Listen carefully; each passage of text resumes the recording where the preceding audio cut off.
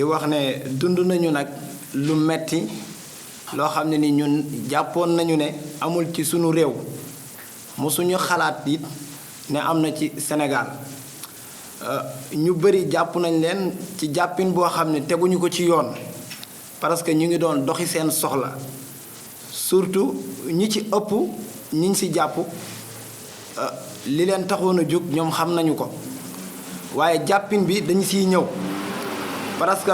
lenn lu bëri dañoo marqué ci jàppin bi ñu lay jàpp dañ lay jàpp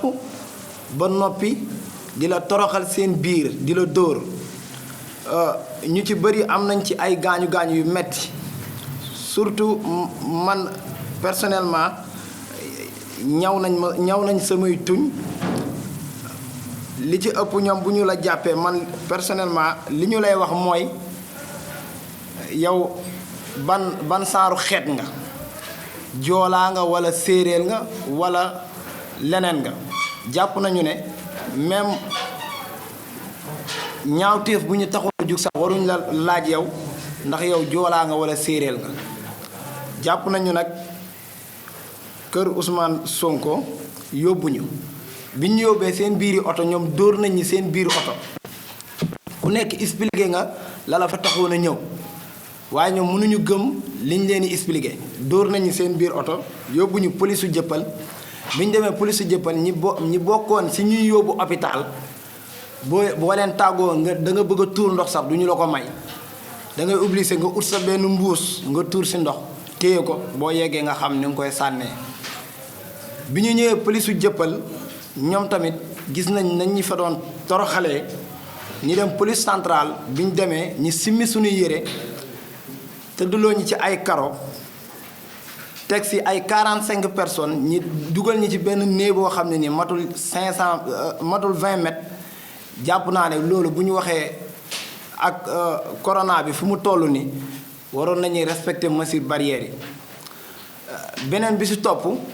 du kenn koo xam ne ni ñoom yëkkati na ay masque jox ñu ñun ñoo demandé masque pour ñu indil ñu masque ñi takk ko protéger suñu bopp te yaakaar naa ñoom loolu ñoom la waroon ngir ñoom ñi jox ñu ay masque feebar bi fi mu toll ñoom waroon nañuy lijjanti ay masque ñu jox ñu ko defuñu loolu bokk na si ñi nga xam ne nii ñu téye mooy ki ci gën a siiw ñi koy wax Mohamed donte que ñu bëri gaañu nañ si waaye Mohamed moo ci gën a sonn moom mi nga xam ne nii dañ ko gaañ ci ay awraam ñoom dañ koy isolé sax ñun suñu avocat yi bu ñu ñëwee dañ koy isolé bëgguñu moom mu ñëw ci avocat bi après ñun si lañ ko wax ne ko am na suñu benn mbokk boo xam ne nii dañ koy isolé dañuy tëdd ba ay 3 heures ñu woo ko di ko dóor di ko teg lu metti man jàpp naa ne loolu nekkuñu ci réew moo xam ne nii dañu lay toroxal ñun amuñu yéene gaañ benn policier parce que ku ci nekk man am naa sama grand frère policier la am naa sama tonton boo xam ne policier la man jàpp naa ne du ma sànni xeer policier ba di ko gaañ kon jàpp naa ne lépp lu ñuy mënul def policiers yi ñoom nañ ñu protéger loolu lañ soxla ci ñoom pas ñoom ñi ñuy dóor di ñu torturer jàpp naa ne ñun ñoo bokk ndey ñoo bokk baay Sénégal ñun ñoo ko moom Sénégal ñun ñoo ko war a mën a defar kon li ci ëpp nañu xam ne seeni doom la ñuy jàkkaarloo seeni rakk la ñuy jàkkaarlool lu ci mënul am nañu respecté ku nekk ñi respecté sa bopp yaakaar naa loolu laa amoon ci li ma ciy wax torture yi moom fu la waaye mun a wax fii la commencé ak fii la yem rek méttee na ko parce que fan yi yëpp depuis ñi bàyyi ñi ba léegi man personnellement man dama feebar te yaakaar naa 20 personnes ñu ci bëri koo ci woo téléphone démb danaan la non dama feebar am na ñu ci nekk hôpital nañu jàpp ne réew mi nañu bàyyi di jël doomu aadama di ko dóor amul fenn foo xamante ne nii digle nañ fa pour ñuy dóor nit wala ñu koy toroxal parce que doomu aadama yàlla moo ko njëkk a yëkkati kon en tant que doomu aadama ñoom waruñuy jël nit di ko dóor yenn dóor yu metti yi ñi nga xam ne nit ñi nag ñoom lañ téye foofu surtout ñu bëri dañoo feebar parce que Mouhamed ñun suñu biir dañ doon organiser wu ngir may ko sax moom mu am espace boo xam ne ni moom tëdd na ko te surtout buy wax ak yow ci problème mu yaramam bi la lay wax sama wet bi day métti sama kanam day métti fu mu doxee buy jóg day jàpp ci kanamam yi parce que nee na ñaari pooja mi bu laalantee ay awraam day metti kon ça veut dire que kooku mu ngi dund lu metti foofu noonu te ba léegi nii jàpp naa ne ñu ngi ko téye nañu bàyyi doomu jàmbur yi yàq taxuñu jóg nit du liggéey alalam ba pare nga gis ay otoom nga koy taal kooku jàpp naa ne kon boobu nekkoo patriote dëgg yàq du ñu tax a jóg du ñu salteel waaye lu ci mënul am nañu respecté Sénégal yi loolu laa ci amoon lu ma ciy wax maa ngi leen di gërëm di leen sant asalaamaaleykum. pour seen sant maa ngi tudd Guy Marius Sagna bokk FRAPP et di leen di gërëm yéen ñëpp di am mbégte nekk fii tey ak Diassi ak Loum ak Alioune Badara waaye tamit ak suñu mbokk Fatima Mbengue bi nga xam ne moo toog suñu ginnaaw et moom la ñu jàppoon démb ak Abbas Fall moom jot nañ ko bàyyi ci soirée bi Abbas Fall mu ngi ci loxo dikk ba jamono ji ñuy wax ak yéen dinañ ci dellu si bu ci kanamee lu ñu mën a wax ñun waa FRAPP moo di ne amoon na information yoo xam ne jotoon nañ ko avant ñoom Diassi ñoom Loum ak ñeneen ci groupe bi nga xam ne bàyyi nañ leen amoon na ay information yi nga xam ne jotoon nañ ko parce que suñu ay camarades ñoo leen doon dem indil ndox indil ñu lekk ak ñoom seen amoon na information yoo xam ne amoon nañ ko am na sax yoo xam ne commencé woon nañ ko jàllale ci réseaux sociaux yi ñenn ñi dañu wax dañuy sos dañuy inventé dañuy fen démb def nañ réunion bu yaatu ak ñoom pour ñoom ñu expliquer li nga xam ne moom la ñu dund ci réunion boobu la ñu ne tey baax nañu jàkkaarloog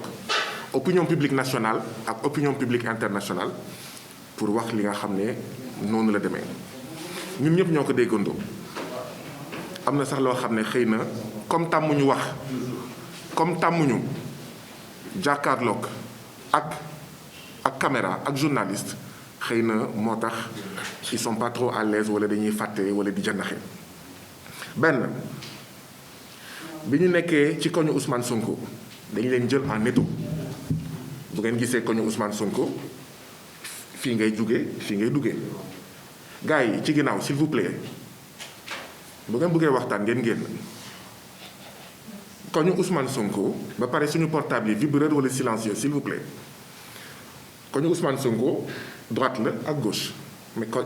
kër gi nekk ci digg bi mais policiers yi dañ leen jël en étau policiers yi di sànni grenade lacrymogène de la gauche ñeneen ñi di sànni grenade lacrymogène de la droite aucune issue de secours gars yi mënuñu échappé wu ba tax ñenn ñi dañ doon tëb mur ñenn ñi seen gaañu seen i góom foofu lañ ko jëlee dañ doon tëb ci kër yi muy benn ñaareel bi ñu fekk leen jàpp leen dóor leen Sénégal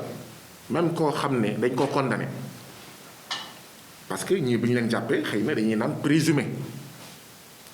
lañ leen di wax même suñu fukki mbokk ak juróom-ñeent 19 yi nga xam ne jamono jii dañ leen defere fële ca camp pénal ca Cap Manuel juróom-ñett yi nga xam ne dañ leen defere ca Ziguinchor ils sont présumés parce que atteeguñu leen amagul enquête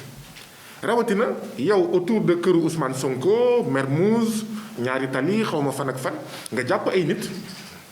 d'accord nga leen di dóor waa BIP la ñuy waxal xaw ma brigade d'intervention polyvalente xaw ma la leen di woowee mais ils ont été cruels dañ doon dóor jàpp la fi ñu lay jàppee ñu dóor la ba pare sol ay coup de poing américain di la dóor yenn yi sax dañ ko fàtte waaw ñenn ñi ñu naan leen def leen nii pour ñu lay dóor ñu naan leen def leen nii pour ñu leen di dóor ñu jàpp la dóor la ñu naan déet ñu dugal la ci oto bi ñoom seen blindé yi waa BIP ñu leen di dóor foofu parce que xam nañ ne bu ñu eggee commissariat c'est un peu compliqué de frapper là-bas les gens parce que commissaire bi quand même doful jinne jàpp ko ñu naan ci commissariat am dañoo dóor ay nit ñu dugal leen ci blindé yi waa BIP di leen di dóor ba yenn saa gars yi ne mais ana gars yi ñu soog ne ñu ngi nii ñu jël leen jébbal leen policiers yi gars yi xaw a féex waaye waa BIP def nañ loo xam ne kenn xamu ko dañ lay këdd di la dóor di la coup de poing ak coup de poing américain muy benn ñaareel bi nga egg commissariat Jëppal déjà ku ñu jàpp commissariat Jëppal gis nga cellule bi nu mu toll ñun jàpp nañu commissariat Jëppal cellule bi wax dëgg yàlla salle bi boo ko xaajee ñeent cellule bi moo gën a tuuti salle bi boo ko xaajee ñeent moo ëpp cellule commissariat Jëppal nga jël lu ëpp fanweeri nit rokkas leen ci biir joxoo leen masque defoo dara yow état nga ne da ngay xeex mbas mi ñu roof leen foofu alors ñu jël seen portable ñenn ñi seen portable ñu sàcc leen biir commissariat bi waxuñu policiers yi ay sàcckat lañu mais am na ñenn ci ñoom ñoo xam ne dañoo sàcc portable manifestant yi parce que dañoo jàpp ne ku ñu jàpp wala kuy manifester wala koo xam ne da nga doon romb ñu jàpp la yow bu ñu la jàppee amoo benn droit dafa am solo ñu koy wax parce que bu ñu ko waxulee mooy indi violence policière damay fàttali ne ça fait ñetti at au moins FRAPP dafa taxawal benn kuréel pour xeex violence policière damay fàttali ne suñu mbokk Adja Ndiaye ba tey jii nii bu Dakaractu mu ngi traîner ay séquelles de dóor yi ñu ko dóor devant tout le monde ak bi ñu ko dugalee ci oto bi ni ñu ko toroxalee foofu xaw ma ci wetu daaf ba tey Adja mu ngi traîner ses séquelles mu ngi faju c'est important sax ñu waxaat ay waxam parce que dafa mel ni dañ ko fàtte donc c'est pour éviter loolu dañuy fàttali ne Elimane Touré commissariat port la deewee Pape Sarr commissariat Thiaroye lañ ko sotti diluant maas ko mu tàkk finalement mu dee dañuy fàttali ne Sénégal mooy réew mi nga xam ne Seck Ndiaye juróomi policier dañ ko jiiñ sàcc ay tissu fekk ko ci biir néegam dóor ko mu dee ñu lëmas ko ci matlaawam waxuma la nag les autres et les autres et les autres Abdoulaye Timéra donc li ñuy waxtaanee nii dafa am solo ñu egg commissariat donc police Jëppal wax naa sàcc yeeg ak yooyu li may waaj a wax nii nag lu sensible la FRAPP bu ngeen ko xamee dafa yàgg wax ne d'accord ñu ak les manipulations des sentiments ethniques religieux et confrériques parce que ñun sax dañuy naan ay panafricains lañu maanaam waxatuñu sax ay mbiru séeréer ay wolof ak joola ay africains lañu et que saay bu amee yenn baat yu ñu yëkkati dañuy naan nous dénonçons la manipulation des sentiments religieux ethniques et confrériques ndaxte xam nañ ñun ñëpp li taal Côte d'Ivoire xam nañ ñun ñëpp li taal Rwanda ak feneen ak feneen ministre Macky Sall bu sàccee 1 milliard métti na de waaye garaawul mën nañ defaraat réew mi directeur Macky Sall bu sàccee 50 millions métti na de dinañ ko yëg waaye mën nañ defaraat réew mi waaye bu ñu duggee ci ay coowal diine waasoo mbaa tarixa pour defaraat réew mi dina gën a compliqué génnee réew ci sous-développement moo gën a yomb que génnee réew ci coowal diw tutsi la wala diw utu la wala diw bamileke la wala diw mosi la wala diw jaaxanke la diw xawma pepel la dégg ngeen lu ñu wax bi ñu eggee commissariat Jëppal ñenn pas tous les policiers ñenn ci policiers yi li leen doon laaj mooy ndax joolaa ngeen xam naa baat bi métti na diis na métti na leen yéen mi toog fii ak yéen di seetaan waxuñu ko pour fen ak pour sos mais bi Aliou Dembourou Sow waxee li mu wax ñun ñëpp dañoo jóg ne lii baaxul lii jekkul parce que fu mu jëm baaxul te dañoo war a sanctionner Aliou Dembourou Sow bi Penda Ba waxee li mu wax ñun ñëpp dañoo jóg mënuñu seetaan dans nos commissariats ñuy jàpp ay nit di leen di laaj ndax joolaa ngeen diw noo sant nga ne jaata ñu ne wuu toccee kuy diw noo sant nga ne Fall am nga chance loolu nag na président Macky Sall jël ay matuwaay bu ko neexee na def complot contre Ousmane Sonko Sénégal yi dinañ xool lu ñuy def waaye suñu réew mi na ko bàyyi intact na jël ay matuwaay régler loolu bu mu amati dans nos commissariats police ñuy laaj nit ñi ban waasoo ngeen wala ndax lii nga yenn policiers yi qui se permettent même de dire yéen vous nous ramenez à xawma y a 30 ans événement Casamance lu fi indi wax jooju. Nous appelons à la responsabilité nañu bàyyi wax jooju nañ ko suul nañu jàpp ku leen neex nu mu leen neexee waaye nañu respecté benn ak yelleefu Sénégalais yi ñaar bañ a yee fitna. ñu dem commissariat central bi ñu demee commissariat central waaw ñoom itam ñu rokkos leen bu ngeen demee commissariat central bon j'espère que xëy na amul kenn ku fi toog koo xam ne mos na dugg commissariat central parce que vraiment duñu leen ñaanal ngeen dugg commissariat central mais ñi xam commissariat central mi cellule bi dafa am ñaari cellule yu mag yu jàkkaarloo mooy cellule yu mag a mag am espace couloir moo dox seen diggante couloir bi day jaar seen diggante boo demee à la fin du couloir dafa am ay cellules yu ndaw yu fa nekk ay cellules yoo xam ne ay 5 personnes 10 personnes 3 personnes 20 personnes peut-être même pas ñoo fa xaj ñoom bi ñu leen jàppee yóbbu leen commissariat central dañoo bàyyi ñaari cellules yu mag yi am espace yi dem dugal leen exprès ci cellule boo xam ne mais est-ce que sax war na jël 5 wala 10 personnes ñu dugal leen ñoom 30 ñoom 40. bëccëg bi ñu yóbbu leen ci kaw c'est ça bëccëg bi ñu yóbbu leen ci kaw ci suba si ñu dugal leen foofu alors que am na ñaari cellules yu am espace loolu rek pour toroxal leen bëccëg bi ñu yóbbu leen ci kaw bëccëg bi moom boo buggee ni ñu koy waxee xaw ma dem ginnaaw kër boo buggee def say besoin boo buggee saw waaw foofu moom benn bouteille moo fa nekk ku nekk ñëw jël sa awra dugal ko ci bouteille bi di saw si même bouteille bi bon man foog naa sax diggante bi ça fait xaw ma plus d'un an jàpp ñu ma commissariat central foog naa ci diggante bi jëm nañ góorgóorlu waaye ba tey loolu moo fa am benn bouteille ku nekk boo safee saw ku nekk da ngay dugal sa awra ci bouteille bi nga saw nga teg sa morom ñëw ci bouteille boobu nga dugal sa awra yow nga saw ngeen jégal ma ci wax ji boo safee puub nag da nga koy muñ ba guddi bi leen yégalee ci kaw bëccëg saw ngay def ci bouteille bi boo safee leneen d'accord guddi ngay xaar bu ñu la yóbbuwee ci beneen néeg bi nga xool en fait li ngay def